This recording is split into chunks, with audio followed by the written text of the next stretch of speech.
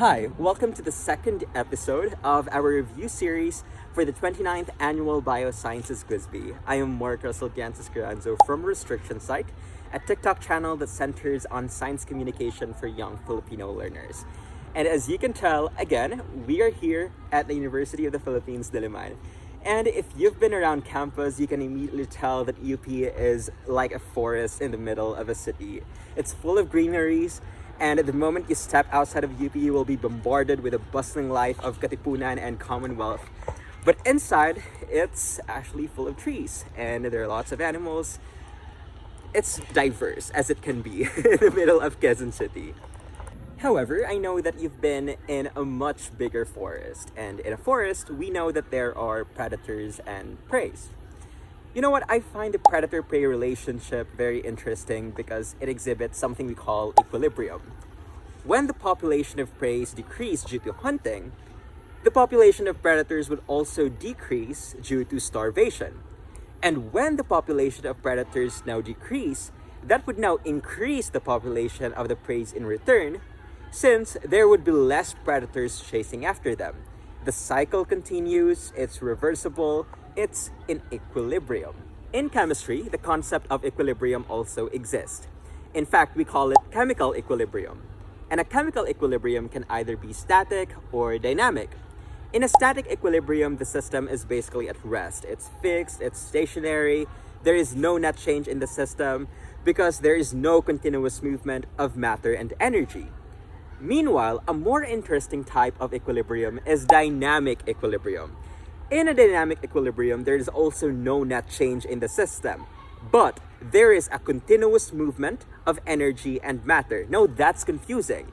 How can a dynamic equilibrium remain at equilibrium if there is a continuous movement of energy and matter? The answer is actually simple. A dynamic equilibrium remains at equilibrium because the rate of its forward reaction and the rate of its reverse reaction are equal. This means that the rate of product formation is equal to the rate of reactant consumption. This is the reason why, although products are continuously formed and that reactants are continuously consumed, when you observe the system, it would seem that there is no net change because the rate of formation and consumption are basically equal. However, it is worth noting that not all chemical reactions can actually exhibit dynamic equilibrium, because two conditions must be met. First, the reaction must be reversible. This means that both the forward and the reverse reactions must be possible. And second, the reaction must happen in a closed system. One of the major concepts that actually govern dynamic equilibrium is the Chatellier's principle, which basically states that when there's a disturbance to a system exhibiting dynamic equilibrium, then that system would shift towards the direction that would counteract that disturbance. Now, I know that's a mouthful, but let me demonstrate. For instance, in the reaction of your nitrogen gas with your hydrogen gas to form ammonia, hydrogen and nitrogen appear on the reactant side of the equation. Meanwhile, ammonia appears on the right side of the equation, or the product side.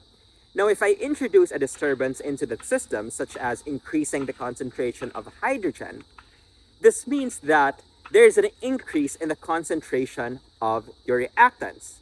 Therefore, to counteract that change, the system needs to shift to the right in order to consume more reactants and to produce more products.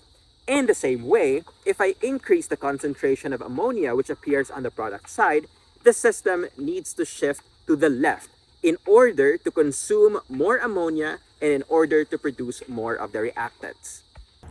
Apart from concentration changes, another disturbance that we can introduce into a system is a change in temperature, whether increasing the temperature or decreasing the temperature.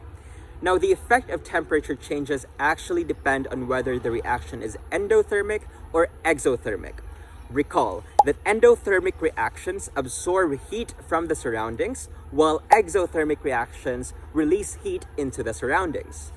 Therefore, when a reaction is endothermic, we can actually treat heat as one of the reactants. Meanwhile, if a reaction is exothermic, we can treat heat as one of the products. Now, how does this relate to the Chatellier's principle?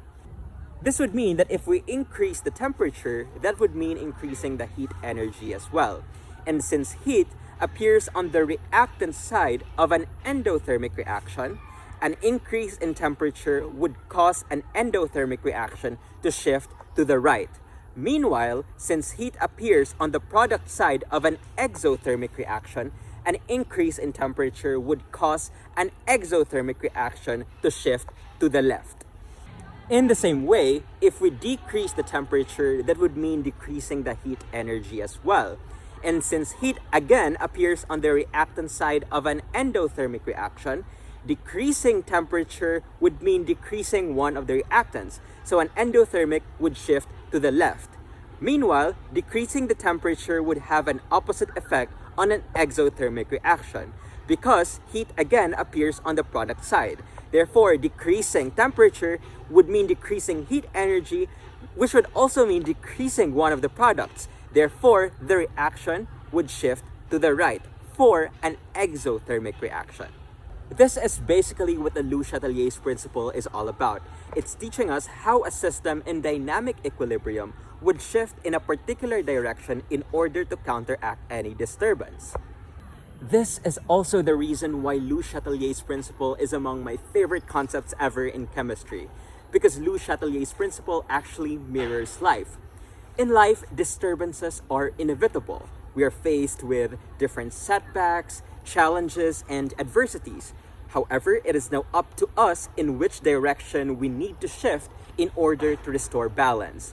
All in all, the core essence of Le Chatelier's principle is very simple yet very powerful. Adaptability is key to maintaining stability.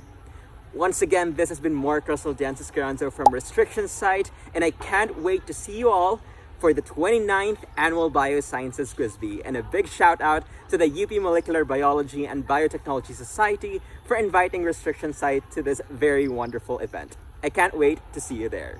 Goodbye.